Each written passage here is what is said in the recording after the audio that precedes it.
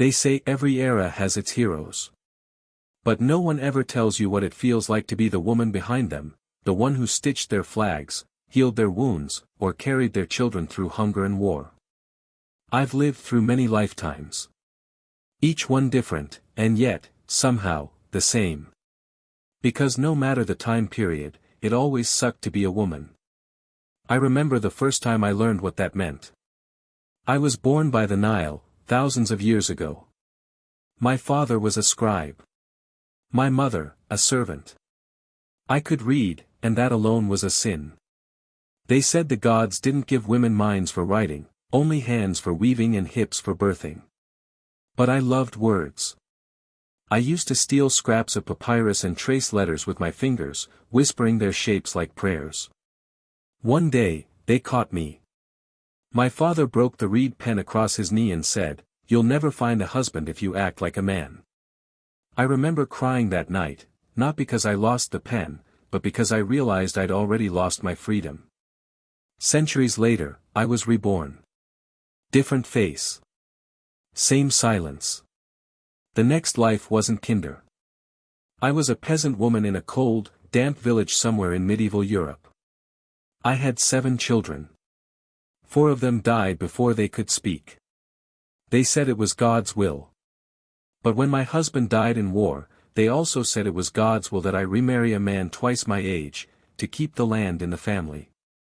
I didn't know what was worse, the silence of hunger or the noise of obedience. Every night I prayed for my daughters, please let them live long enough to know what freedom feels like. But they didn't. Then I was reborn again, this time in silk and gold. A queen in the East. They called me powerful, but my power was borrowed. The throne was my husband's. The army was my father's. My beauty was my prison.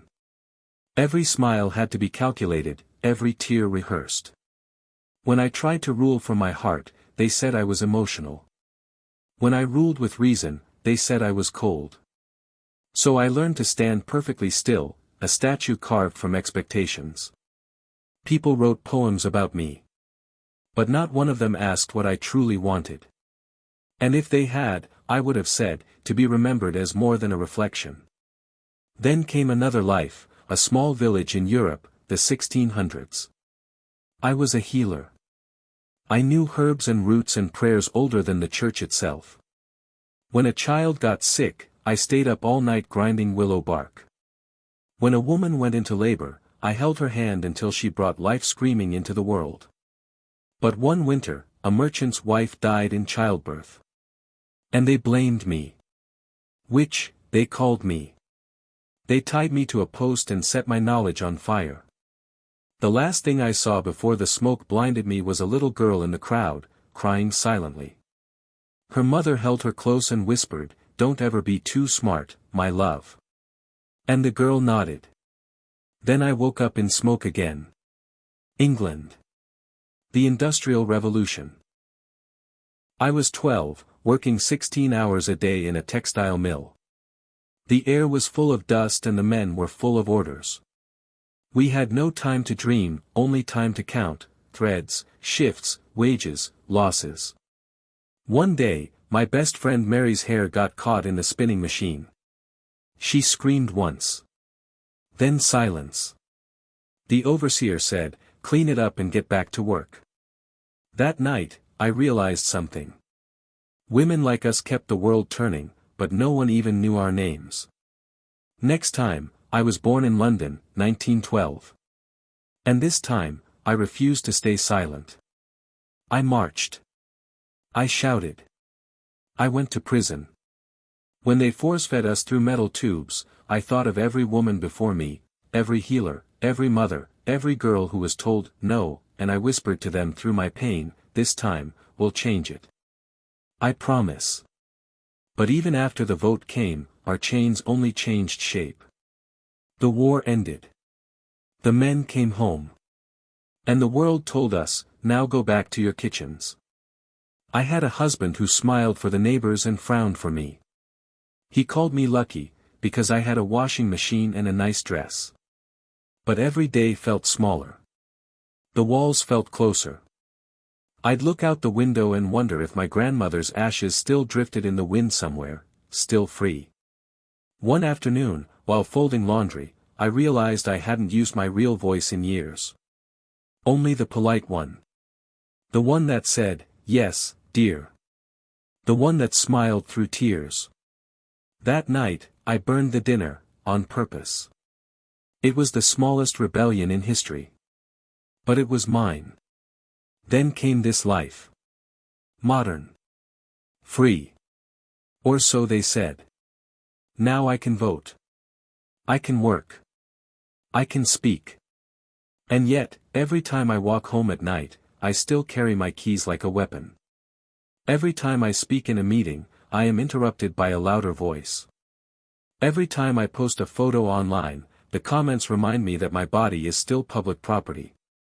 We built skyscrapers, mapped galaxies, cured diseases, but we still haven't cured the need to explain why we deserve respect. And that's when it hit me. It sucks to be a woman, not because we're weak, but because the world keeps asking us to prove that we're not. But here's the thing. Every time the world tried to silence us, we learned a new language. When they burned our words, we spoke through song. When they chained our hands, we wrote with our eyes. When they took our names, we became legends. The truth is, we survived every era. And not just survived, we shaped them. The books they read, the songs they sang, the revolutions they praised, they all began with a woman who refused to disappear. We are not just the mothers of history. We are the memory of it. The heartbeat between centuries. The echo that never dies. And now, I look toward the future, a time I will not live to see, but one that will remember me. A girl will be born somewhere, in Berlin, in Lahore, in Nairobi, in Sao Paulo.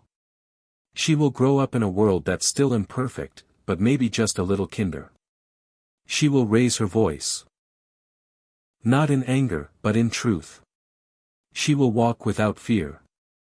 She will write her story, and no one will tear the page away. And when she does, she will carry all of us within her, the ancient scribe, the healer, the queen, the worker, the mother, the dreamer. Because we are one story told in many bodies. And our pain has always been the seed of our power. So yes, it sucked to be a woman in every time period. But it was also sacred. Because every time we were pushed down, we rose higher, not for revenge, but for rebirth. We built compassion from oppression. We built strength from sorrow. We built tomorrow from tears. And maybe that's the real miracle of womanhood, that we can suffer, and still sing. That we can bleed, and still bloom. That we can be told we're less, and still become everything. So to every woman who ever lived, and every woman who ever will, you were never just a victim of your time. You were the heartbeat that kept time itself alive. Because every era tried to silence us. And still, we sang.